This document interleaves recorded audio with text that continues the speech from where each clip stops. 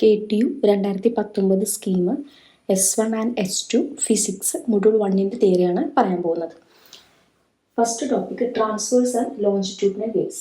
രണ്ട് types of wave motions ആണ് നമ്മൾ പഠിക്കാൻ പോകുന്നത്. ട്രാൻസ്വേഴ്സ് വേവ് എന്ന് പറഞ്ഞിട്ടുണ്ടെങ്കിൽ വേവിൻ്റെ പ്രൊപ്പഗേഷനും പാർട്ടിക്കിളുടെ പ്രൊപ്പഗേഷനും മ്യൂച്വലി പെർപെൻഡിക്കുലർ ആണെങ്കിൽ അത് നമ്മൾ പറയുന്ന പേരാണ് ട്രാൻസ്വേഴ്സ് വേവ്. ആ ഫിഗറിൽ നോക്കി വേവ് ട്രാവൽ ചെയ്യുന്ന എക്സ് ഡയറക്ഷനിലാണ്. ഒരു സൈൻ വേവ് അല്ലെങ്കിൽ ഒരു കോസ് വേവ് നമുക്ക് കൺസിഡർ ചെയ്യാം.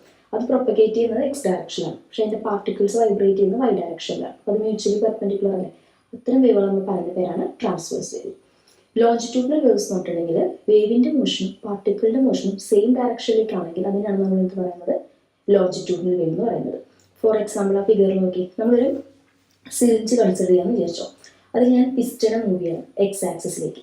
അപ്പോൾ അതിനുള്ള പാർട്ടിക്കിൾസ് ഒക്കെ എന്തുണ്ടോ, കംപ്രസ്ഡോ. അതും ഏത് ഡയറക്ഷനിലേക്കാണ്, എക്സിലേക്ക്. അപ്പോൾ വേവിൻ്റെ ഡയറക്ഷൻ അല്ലെങ്കിൽ ഫോഴ്സിൻ്റെ ഡയറക്ഷനും പാർട്ടിക്കിളിൻ്റെ കംപ്രഷനും ഒരേ ഡയറക്ഷനിലേക്കാണെങ്കിൽ അത് നമ്മൾ പറയുന്ന പേരാണ് ലോഞ്ചിറ്റ്യൂഡിനൽ വേവ്സ്.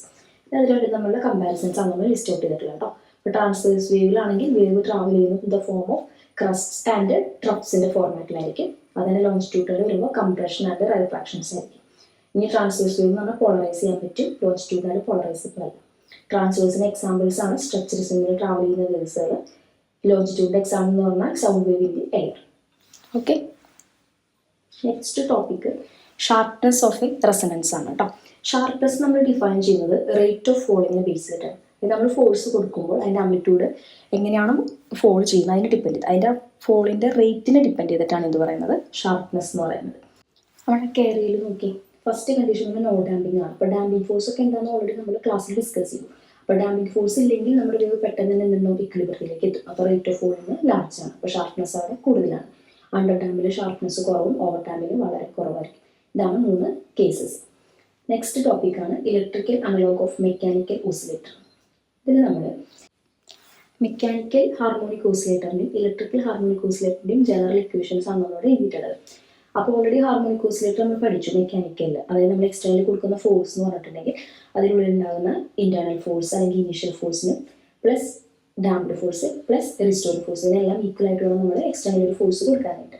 അത് സെയിം തന്നെ ഈ ഇലക്ട്രിക്കൽ സർക്യൂട്ടിൽ വരുമ്പോൾ നമ്മൾ എക്സ്റ്റേണലി കൊടുക്കുന്ന വോൾട്ടേജ് എന്ന് പറയുന്നത് ആ സർക്യൂട്ടിൽ ഉണ്ടാകുന്ന ഇൻഡക്ടറിനും റെസിസ്റ്ററിനും കപ്പാസിറ്ററിനും എക്രോസിലായിരിക്കും.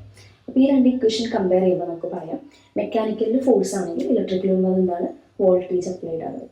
അതുപോലെ നമ്മൾ മെക്കാനിക്കൽ വേഴ്സസ് ഇലക്ട്രിക്കലിൽ കമ്പയർ ചെയ്തിട്ട് ഇക്വലൻ്റ് ആയിട്ടുള്ള ടേംസുകളാണ് നമ്മൾ ലിസ്റ്റ് ഔട്ട് ചെയ്തിട്ടുള്ളത്.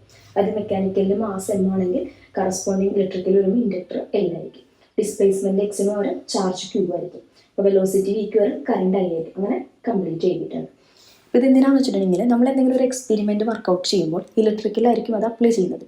ഇലക്ട്രിക്കൽ അത് സക്സസ് ആവുകയാണെങ്കിൽ മാത്രമായിരിക്കും നമ്മൾ എന്ത് ചെയ്യുന്നത്, മെക്കാനിക്കലിലേക്ക് അതിനെ ഇംപ്ലിമെൻറ്റ് ചെയ്യുന്നത്. കാരണം മെക്കാനിക്കൽ ഓസിലേറ്റർ എന്ന് പറയുന്നത് ഹൈലി എക്സ്പെൻസീവ് ആയിരിക്കും.